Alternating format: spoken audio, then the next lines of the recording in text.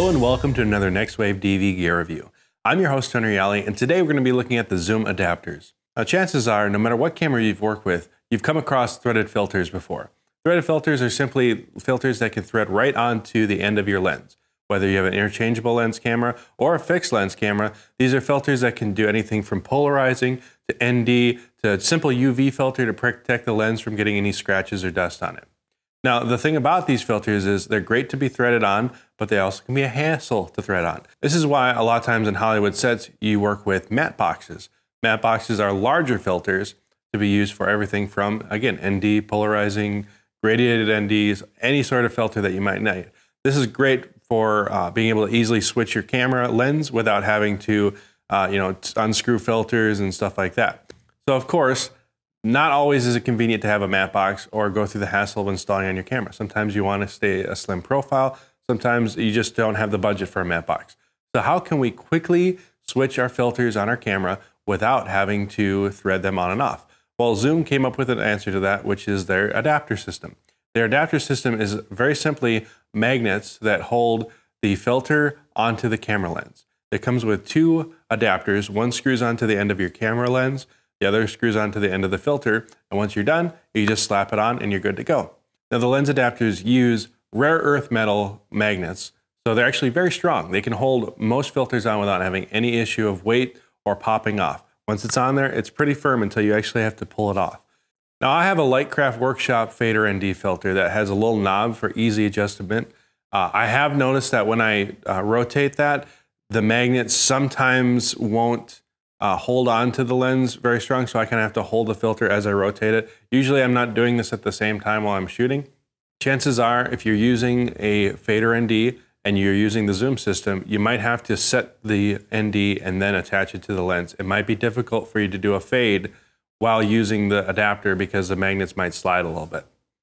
Now, one thing I find really convenient about using this is I love to use UV filters to keep my lenses protected, but when I'm in scenarios where I have light coming directly into the lens, whether it's a light source or a window or something like that, I oftentimes get reflection from the lens hitting the light hitting the front of the lens element, bouncing off the UV filter, and then going back into the lens.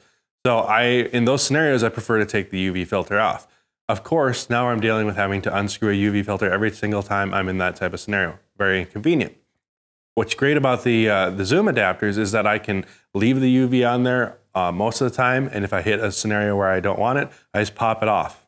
Now, one small downside with the XUME adapters is they don't fit with the standard lens cap on directly onto the lens adapter.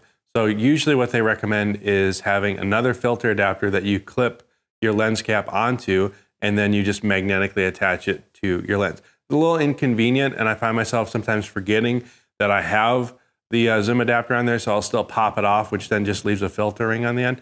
So what I find myself doing is just having a UV filter for every lens and clipping the lens cap directly onto the UV filter. And then I either take the lens cap off of the UV filter or just take the lens cap and the UV filter right off of the lens. So this is a little bit easier way of doing that. Now, recently I went from just owning an FS700 to owning an FS700 and now a B camera of an FS100.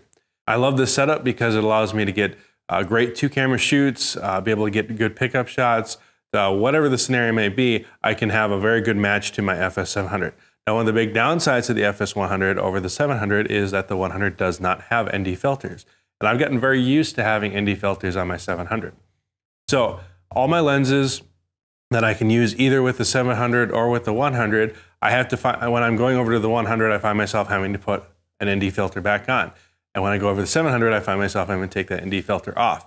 So my scenario, this filter system works really, really well. I love having the XUME because I can quickly remove and attach it to whatever lenses that I have. Most of my lenses are 77 millimeter on the filter thread size, so I can easily take that off, and it's universal for whatever adapter that I have. Now, recently, I've started getting a lot of Sony lenses for my cameras. I like this because they have features like autofocus, image stabilization, stuff like that. I still love my Canon lenses for a lot of cinematic stuff, but times that I need auto functionality, it's really nice to have those. But these have a smaller filter size. They have a 49 millimeter thread versus the 77 millimeter thread. So rather than get several ND filters, the fader ND that I have I really like, but they really don't have one in the 49 millimeter size. So what I've done is I've got a step-down ring. And usually step-down rings are kind of a hassle because you have to thread them on, thread on.